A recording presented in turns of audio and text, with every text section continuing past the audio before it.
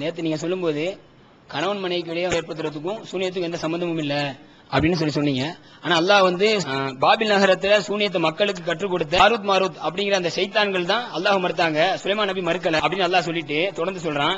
அதாவது நாங்கள் வந்து படிப்பினையாக இருக்கிறவே இதை கற்று இறைவனை மறுத்து விடாதே என்று கூறாமல் அவ்விருவரும் அதை கற்றுக் கொடுக்கிறது கிடையாது அப்படின்னு அல்லாஹ் சொல்றான். அதே மாதிரி தொடர்ந்து பிரிவினை ஏற்படுத்துறதுதான் அவங்க ரெண்டு பேர்ட்ட இருந்து மக்களுக்கு அப்படின்னு அல்லாஹ் சொல்றான். அப்ப இதுல இருந்து சூனியம் இருக்கிற மாதிரி தான் அல்லாஹ் சொல்றான். அது எப்படி நம்ம புரிஞ்சுக்கிறது? தெளிவான விளக்கம். அதாவது அந்த 102 வசனத்துல அதை கூடுதல் தெளிவாக விளங்கி கொண்டோம்னா இந்த குழப்பம் வராது.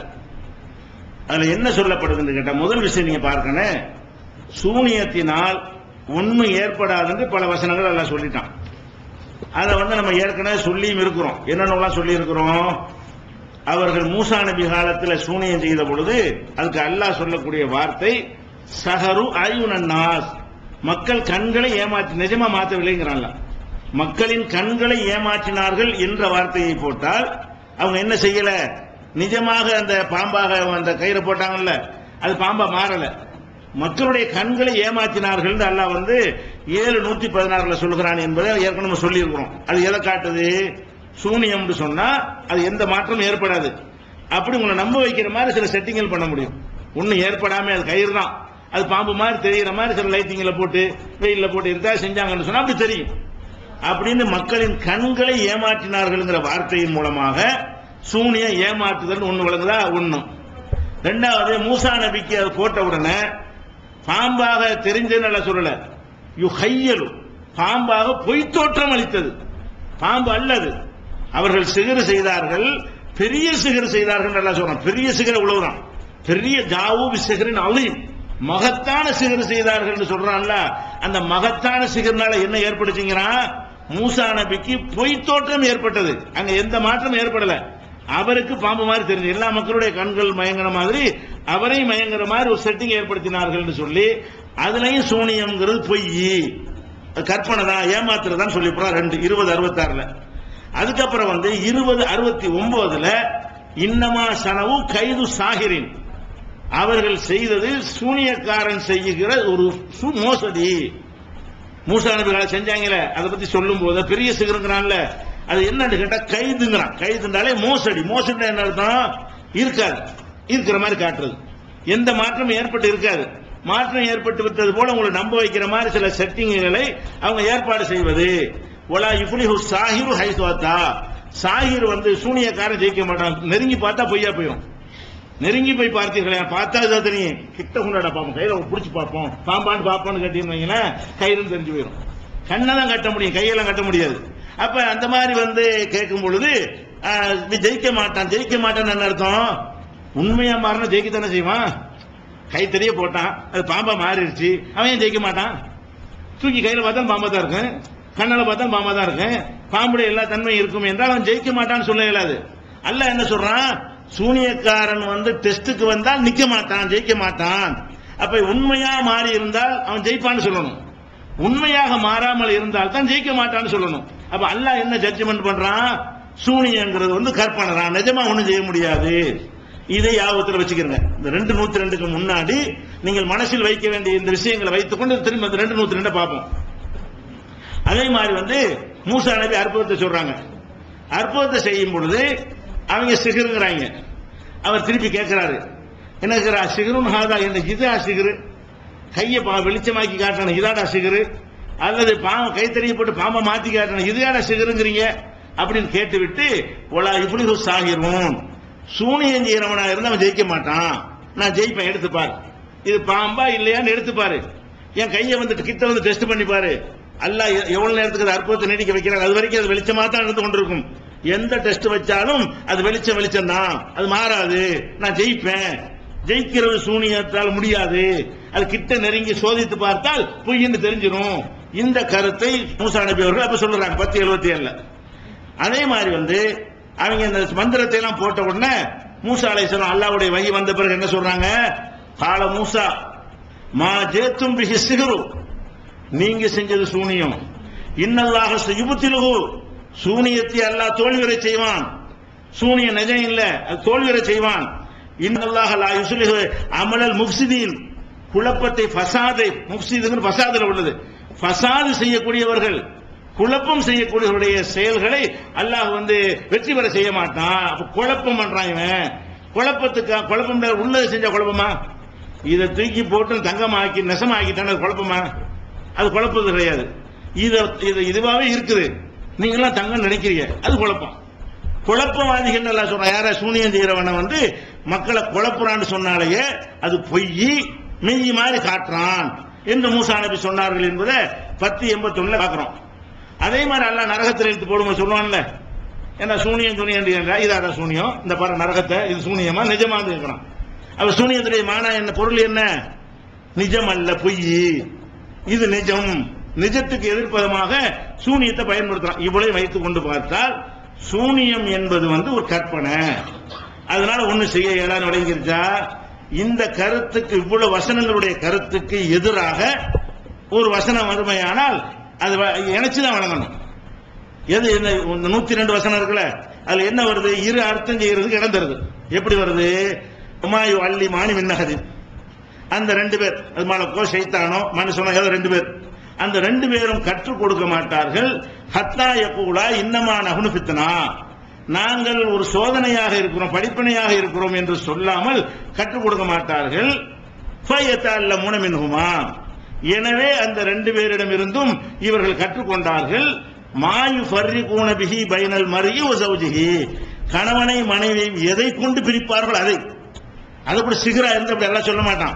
எப்படி, எந்த வார்த்தையை போடுறான்? கணவனை மனைவியையும் எதை கொண்டு பிரிப்பார்களோ அதை கற்றுக்கொண்டார்கள். அது வேற ஒரு விஷயமா சொல்லி காட்டுறான். கணவன் சிகரில் ஒரு வகையை கற்றுக்கொண்டார் சொல்லணுமா இல்லையா?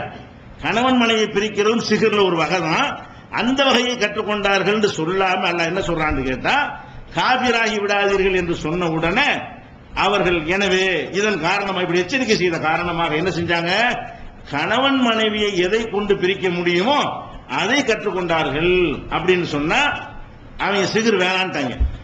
சிகரை கத்துக் கொடுக்குறான் இவன். அவன் கத்துக்கொள்ள வர்றவன் என்ன செய்யறான்னு கேட்டா, காபிராயங்கள் ஆக்கிவிடும் என்றால் இது வேண்டாம், வேற ஒன்ன கத்துத்தாங்க, ஏதாவது ஒண்ணு கத்துத்தாங்க வரும்போது எதை கொண்டு கணவன் மனைவியை பிரிப்பார்கள் அதை கற்றுக்கொண்டார்கள் என்று அதுக்குன்னு விளக்கம் கொடுக்கிறோம். இதுக்கு மறுப்பாக சில ஆக்கங்களை வெளியிட்டு இருக்காங்க. என்ன வெளியிட்டு இருக்காங்க? இதுல இது பொய், போலி இலக்கணம், இது இலக்கணத்தில் அப்படி அர்த்தம் வராது. எனவே சொன்னோம்ல, அதை சொல்லும் என்ன செய்யறாங்க? போலி இலக்கணம் பேசுகிறார்கள் சொல்லிட்டு அடுத்த வரியிலேயே போலி இலக்கணம் சொல்லிட்டாங்கல்ல, அடுத்த வரியிலேயே அதே போன்று எனது, ஆகவே என்ற அர்த்தத்திலும் இது பயன்படுத்தப்படும். போலி இலக்கணம் சொல்லிவிட்டாங்க. போலி இலக்கணம் என்ன அர்த்தம்? அந்த அர்த்தம் தப்புன்ற அர்த்தம். அப்படின்னு ஒரு கற்றையை, மறுப்பு கற்றையை ஆரம்பித்து விட்டு எனவேங்கிற அர்த்தம் இருக்கத்தான் செய்யுது. மறுப்பு சொல்லும் போது ஆகவேங்கிற அர்த்தம் இருக்கத்தான் செய்யுது, வேற அர்த்தம் இருக்குதுல அப்படிங்கிறாங்க. அப்ப இப்படி இலக்கண பிள்ளை எப்படி ஆகும்? நீ சொல்ற அர்த்தம் இருக்குது, நான் சொல்ற அர்த்தம் இலக்கணத்தில் இருக்குது என்றால் இலக்கண பிள்ளை பஞ்சாயத்தா? இல்ல. 2 அர்த்தம் இருக்கும்போது எந்த அர்த்தம் செய்தால் நான் இப்ப வாசி காட்டின வசனம் அதுக்கு மாற்றமா வராதோ அந்த அர்த்தத்தை செய்யணும். நீ செஞ்ச அர்த்தத்தை இலக்கணத்தில் இருக்குன்னு செஞ்சால் அல்ல கற்பனைங்கிறான். இவ்வளவு வசனத்துல இந்த ஒரு வசனம் மட்டும் நிஜங்குது, இத்தனை வசனம் கற்பனைங்குது. இவங்க அர்த்தத்தை செஞ்சால், இந்த சூனியத்தை ஆதரிக்கக்கூடியவருடைய அர்த்தத்தை செய்தால், சூனியண்டா பொய், சூனியண்டா கற்பனை, ஒன்னும் செய்ய முடியாது, கைது, சூழ்ச்சி, மோசடி, ஜெயிக்க முடியாது, பொய் என்றெல்லாம் அல்லாஹ் இத்தனை வசனங்கள்ல சூனியம் என்றால் என்னன்னு விளக்கி இருக்கிறான. அதுக்கு ஏற்ப அர்த்தம் கொடுக்கிறது. நல்ல 2 கணம் இருக்கு. அவர்கள் செய்கிற அர்த்தம் இலக்கணத்துக்கு எதிரானது நாம் சொல்லவில்லை. நாம செய்கிற அர்த்தம் இலக்கணத்துக்கு எதிரான என்று சொல்ல ஆரம்பித்து விட்டு அப்படியும் இருக்கத்தான் செய்கிறது ஒத்துக்கொள்கிறார்கள். அப்ப இலக்கணப்படி எனவே என்று அர்த்தம் செய்துவிட்டு அது வேற இது வேற என்று பிரிப்பதற்கு இடம் இருக்குது. அவங்க 2ஐயும் சொல்றாங்க. முதல்ல எப்படி சொல்றாங்கன்னு கேட்டா, போலி இலக்கணம் பேசுகிறார்கள். இப்படி ஒரு இலக்கணம் இல்லைன்னு அர்த்தம். போலி இலக்கணம் அர்த்தம் இந்த மாதிரி பிகி என்ப என்றால் எனவே என்று அர்த்தம் செய்யக்கூடாது அப்படின்னு ஆரம்பித்து விட்டு அப்புறம் என்ன செய்யறாங்க? இது இருக்குது. அதே போன்று ஆகவே, எனது, எனவே என்ற அர்த்தத்திலும் இது பயன்படுத்தப்படும் சொல்றாங்க. அப்ப நம்ம என்ன புரிஞ்சு கொள்ளணும்? இலக்கணப்படி 2 விதமா அர்த்தம் செய்யலாம் இலக்கணப்படி. ஆனா இஸ்லாமிய அகீதாக்கு உட்பட்டு தான் எதுக்கும் விளக்கம் கொடுக்கணும். இப்ப உதாரணமா எடுத்துக்கிறோமே, இப்ப நல்லடியார்களை பற்றி ஒரு ஹதீஸ் பல தடவை சொல்லி இருக்கிறோம். அல்லாஹ்வுக்கு நெருங்கி வந்தார்களே ஆனால் அவங்களுடைய பிடிக்கிற கையாக ஆகிவிடுவேன், பிடிக்கிற கையாக நான் ஆகிடுவேன் அல்லாஹ் சொல்றான், நடக்கிற காலாக நான் ஆகிவிடுவேன் இப்படின்னு இருக்கு. இதுக்கு ரெண்டு அர்த்தம் செய்யலாம். என்ன ரெண்டு அர்த்தம் செய்யலாம்? இவன் கை அல்லாஹ்வுடைய கை, அந்த அர்த்தம் அப்படித்தான் வார்த்தை அப்படி இருக்குது. நான் நல்லடியார்களுடைய பிடிக்கும் கையாக ஆகிவிடுவேன், பிடிக்கும் காலாக ஆகிவிடுவேன். இந்த வார்த்தையை வைத்துக் கொண்டு அல்லாஹ் என்ன சொல்றான்? பிடிக்கும் கை என்கிறான். அப்ப இவர் கை இல்ல, அல்லாஹ்வுடைய கை. அவுலியாவுடைய கை இருக்குதே, அது அவர் கை கிடையாதுங்க, அல்லாஹ்வுடைய கை. அவுலியாவுடைய கால் இருக்குதே, அல்லாஹ்வுடைய கால் அப்படின்னு ஒரு அர்த்தம் செய்யறான். அந்த அர்த்தம் இருக்கு, வாஸ்தவம் தான். அந்த அர்த்தம் அகராதிப்படி இருக்கிறது. அதே நேரத்தில் இலக்கியமாவும் அந்த வார்த்தையை நம்ம யூஸ் பண்ணணும். எப்படி சொல்லுவோம்? இவர் தான் நமக்கு வலது கைமோ, இவர் வலது கையா, இந்த வலது கை. ஒரு ஆளை காட்டி நம்ம என்ன செய்வோம்? இவர் நமக்கு வலது கை அப்படிமோ. அதுக்கு என்ன அர்த்தம்? வலது கை மாதிரி பக்கபலமா இருக்க, இப்படி அர்த்தம் இருக்குது. உன்னுடைய கையாக ஆகுதல் என்பதற்கு இப்ப ஈருடல் ஓர் உயிர் ஆயிட்டாங்க. கல்யாணம் பண்ண பிறகு என்ன செய்வாங்களாம்? ஈருடல் ஓர் உயிர் ஆயிட்டாங்க. ரெண்டு ஒரு உயிரா? ஈரு உடல் ஈரு உயிர் தான். அது கல்யாணம் பண்ணி புருஷன் கொண்டாடியா போனா கூட அது உடலும் இரண்டு தான், உயிரும் ரெண்டு தான். நம்ம எப்படி சொல்லுவாங்க? ஈரு உடல் ஓர் உயிர் ஆகிவிட்டார்கள். ஓர் உயிர் அப்படி ஆக முடியும்? ஒரு உயிர் மாதிரி ரெண்டு பேரும் சிந்திக்கிறாங்க, ஒத்துமையா இருக்கிறாங்க, அப்படி சும்மா காட்டுறதுக்காக சொல்றது. அப்ப இந்த மாதிரி ஒரு இலக்கியமாக சொல்றது ரெண்டு அர்த்தம் இருக்கு. என்ன அர்த்தம்? பிடிக்கிற கையாயிருவேன் சொல்லி இந்த கபூர் வணங்குறவன் சொல்றான்ல, அவுலியாக்கள் கை அல்லாஹ்வுடைய கை, அவுலியாக்களுடைய கண் அல்லாஹ்வுடைய கண்ணு, அவுலியாக்களுடைய வாய் அல்லாஹ்வுடைய வாய், அதனால நம்ம அவுலியாக்கிட்ட கேட்கணும், அல்லாஹ் தான் அவங்க அப்படின்னு சொல்றாங்கல்ல. அதுக்கு இந்த வார்த்தை இடந்துருதா இல்லையா? வார்த்தை இடந்துருது. அதே நேரத்தில் இப்படி இலக்கியமா சொல்றது இருக்குல்ல, அவர் தான் நமக்கு வலது கை, இந்த மாதிரியாக அவருக்கு உறுதுணையா இருப்பேன் என்பதற்காக சொல்வதும் இருக்கிறது. இப்ப நம்ம இலக்கணத்தை பார்க்கணுமா, அக்கீதாவை பார்க்கணுமா? இலக்கணப்படி இருக்குதுப்பா. இந்த அர்த்தம் கொடுக்க இயலுமா? இஸ்லாத்துடைய ஒட்டுமொத்த கான்செப்டை வச்சு பார்த்தா, குர்ஆனுடைய வசனங்களை வைத்து பார்த்தால் அவ்வளவு சொல்லக்கூடிய கருத்து என்ன? மனுஷன் அல்லாஹ்வாக முடியாது, அல்லாஹ் தான் மனுஷன் தான். அப்ப அதுக்கெல்லாம் மாத்தமாக நபியுடைய அந்தஸ்துகளை அதை சொல்லி காட்டுறான். அவங்களே அடித்தார்கள் காட்டுறான், ரத்தம் வர்றதை காட்டுறான். அவங்க எப்படி ஜெயிப்பார்கள் கேட்கும் பொழுது இது சொல்ல உனக்கு என்ன அதிகாரம் கேட்கிறான். ரசூலுல்லாஹ்வே கொடுக்க மாட்டேங்கிறான். அவங்க மனிதராக அல்லாஹ்வுடைய கை அவங்களுக்கு இருக்கவே இல்லை. யாரெல்லாம் அவுலியான்னு சொல்றாங்களோ அந்த அவுலியா கை வெட்டிட்டு போயிடுறாங்க. அப்ப அல்லாஹ்வுடைய கை வெட்டிட்டாங்க, அந்த அவுலியா செத்து போயிடுறாரு. அப்ப அல்லாஹ் செத்துட்டான், அவர் தான் அல்லாஹ் தான் அவுலியா, அவுலியா தான் அல்லாஹ்னு சொன்னா அவுலியா செத்த யார் செத்துட்டாங்க? அல்லாஹ் செத்துட்டான்னு சொல்லி இப்படிலாம் கேட்கிறோமா இல்லையா? அப்ப நம்ம என்ன செய்யறோம்? ஒட்டுமொத்த அகீதாவுக்கு ஏற்றவாறு வார்த்தையில் இடம் இருக்குது. அந்த வார்த்தையில் கையாக ஆகிவிட்டான், காலாக ஆகிவிட்டான்னு சொல்லி இருக்கிறனாலதான் கபர் வணங்கி அதை கட்டிப்பிடிச்சு அழுகுறோம். நம்ம என்ன கேட்கிறோம்? அந்த தர்மம் செய்யற ஹதீஸ் எல்லாம் எடுத்து உதாரணம் காட்டுறோம். மறுமையில் எல்லாம் விசாரிப்பான்ல, எப்படி விசாரிப்பான்? ஏன்னா நான் குளிர் நடுங்கிட்டு வந்தேன், எனக்கு போர்வை தந்தியா? நான் பசிந்து வந்தேன், சோறு தந்தியா? தாகம்ட்டு வந்தேன், தண்ணி தந்தியா? நல்லா கேட்பான். உனக்கு என்ன குளிர், உனக்கு என்ன பசி, உனக்கு என்ன தாகம் இவன் கேட்பான். அடே அன்னைக்கு ஒரு பிச்சைக்காரன் வந்தானடா, குளிர்ல நடுங்கிக்கிட்டு போர்வை கொடுத்தியா? கொடுத்திருந்தா எனக்கு கொடுத்ததா இருக்கும், அவனுக்கு சோத்தை கொடுத்தா எனக்கு கொடுத்ததா இருக்கும், நல்லா சொல்றான். அப்ப இதை வச்சுட்டு நீங்க சொல்லுவீங்க, திருப்பி கேட்கணுமா? அப்ப பிச்சைக்காரன் அல்ல, என்ன பிச்சைக்காரனை கொடுத்து அல்லாஹ் கொடுக்குறது அப்படின்னு எடுப்பியான்னு நம்ம கேட்கறோம்ல. அது ஏன்னா அப்படி கேட்கிறோம்? இலக்கியமாக சொல்றத நேரடி அர்த்தம் எடுக்காதீங்கப்பா. இஸ்லாத்துக்கு ஒரு கொள்கை இருக்கிறதுன்னு சொல்றோம். அந்த அடிப்படையில் நம்ம சொல்லக்கூடிய எனவேங்கிற அர்த்தமும் அந்த சொல்லுக்கு இருக்குது. எனவேங்க அர்த்தம் கொடுத்தோம்னு சொன்னா சிகிரை கற்றுக்கொள்ளாமல் சிகிர் அல்லாத கணவன் மனையை பிரிக்கிறதை கற்றுக்கொண்டார்கள் ஆகும். சிகிர் அல்ல, ஆனா கணவன் மனையை பிரிக்கிறதை கற்றுக்கொண்டார்கள் ஆகும். அவங்க அர்த்தம் கொடுத்தோம்னு சொன்னா, இந்த எனவேங்கிற அர்த்தம் கொடுக்காம இருந்தோம்னு சொன்னா சிகரை கற்றுக்கொண்டார்கள், அந்த சிகர் மூலமா கணவன் மனை பிரித்தார்கள் அப்படின்னு வரும். சிகரின் மூலமாக கணவன் மனை பிரித்தார்கள் வரும். இப்படி வந்துருச்சுன்னு சொன்னா சிகரின் மூலமா கணவன் மனை பிரிக்கலாம் அது சொல்லுது.